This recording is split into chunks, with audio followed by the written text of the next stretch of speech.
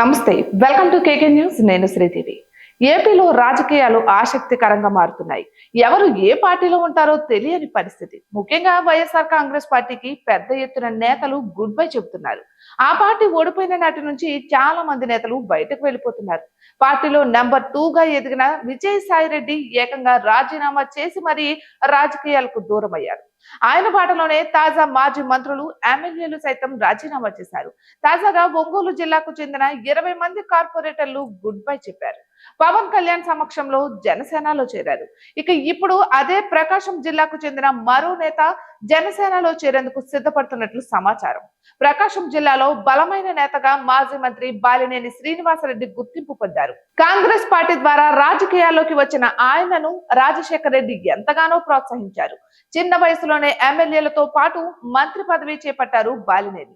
జగన్మోహన్ రెడ్డి వెంట అడుగులు వేసిన తర్వాత కూడా మంత్రి పదవి చేపట్టారు. అయితే ఈ ఎన్నికల అనంతరం వైఎస్ఆర్ కాంగ్రెస్ పార్టీ నుంచి జనసేనలో చేరారు.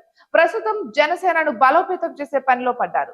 అందులో భాగంగా వైఎస్ఆర్ కాంగ్రెస్ పార్టీలో పనిచేసిన బలమైన నేతలను జనసేనలోకి రప్పించేందుకు గట్టి ప్రయత్నాలు చేస్తున్నారు. మాజీ మంత్రి సిద్ధ రాఘవరావు జనసేనలో చేరతారని పెద్ద ఎత్తున ప్రచారం నడుస్తోంది. తెలుగుదేశం పార్టీలో సుదీర్ఘకాలం కొనసాగారు రాఘవరావు. చంద్రబాబుకు అత్యంత సన్నిహితమైన నేతగా కూడా గుర్తింపు పొందారు. 2014లో దర్శి టీడీపీ టికెట్ దక్కించుకున్నారు. ఎమ్మెల్యేగా గెలవడంతో చంద్రబాబు తన కేబినెట్ లోకి తీసుకున్నారు. వైశ్య సామాజిక వర్గానికి చెందిన ఈయనకు సామాజిక సమీకరణలో భాగంగా మంత్రి పదవి దక్కింది. అయితే 2019 ఎన్నికల్లో దర్శి టికెట్ బదులు ఒంగోలు పార్లమెంట్ సీటు కేటాయించారు చంద్రబాబు.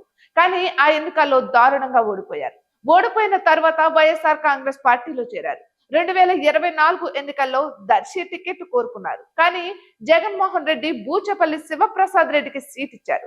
అప్పటి నుంచే మనస్తాపంతో ఉన్నారు. తాజాగా జనసేనలో చేరేందుకు దాదాపు నిర్ణయం తీసుకున్నట్లుగా తెలుస్తోంది.